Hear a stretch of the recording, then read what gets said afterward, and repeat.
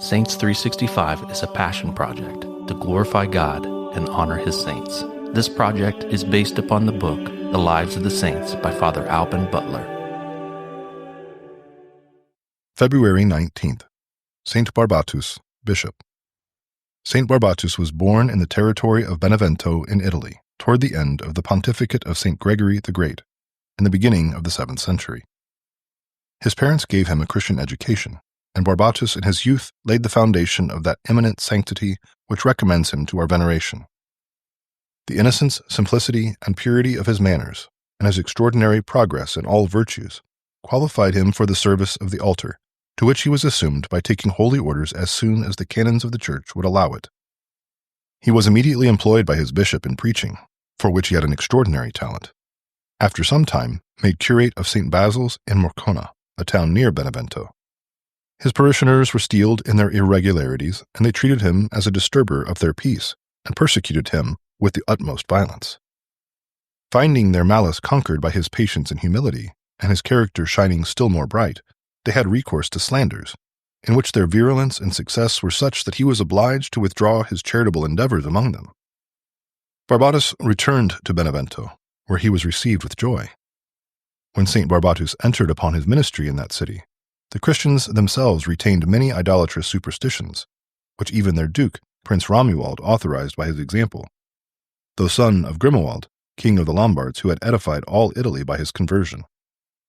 They expressed a religious veneration for a golden viper, and prostrated themselves before it.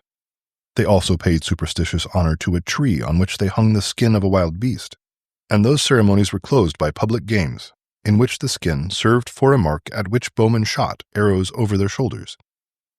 St. Barbatus preached zealously against these abuses, and at length he roused the attention of the people by foretelling the distress of their city, and the calamities which it was to suffer from the army of the Emperor Constans, who, landing soon after in Italy, laid siege to Benevento. Ildebrand, bishop of Benevento, dying during the siege, after the public tranquility was restored, St. Barbatus was consecrated bishop on the 10th of March, 663. Barbatus, being invested with the episcopal charter, pursued and completed the good work which he had so happily begun, and destroyed every trace of superstition in the whole state. In the year 680, he assisted in a council held by Pope Agatho at Rome, and the year following in the 6th General Council, held at Constantinople, against the Monothelites. He did not long survive this great assembly, for he died on the 29th of February, 682, being about 70 years old, almost 19 of which he had spent in the episcopal chair. Reflection. St. Augustine says, "When the enemy has been cast out from your heart, renounce him, not only in word but in work, not only by the sound of the lips, but in every act of your life." St. Barbatus, pray for us.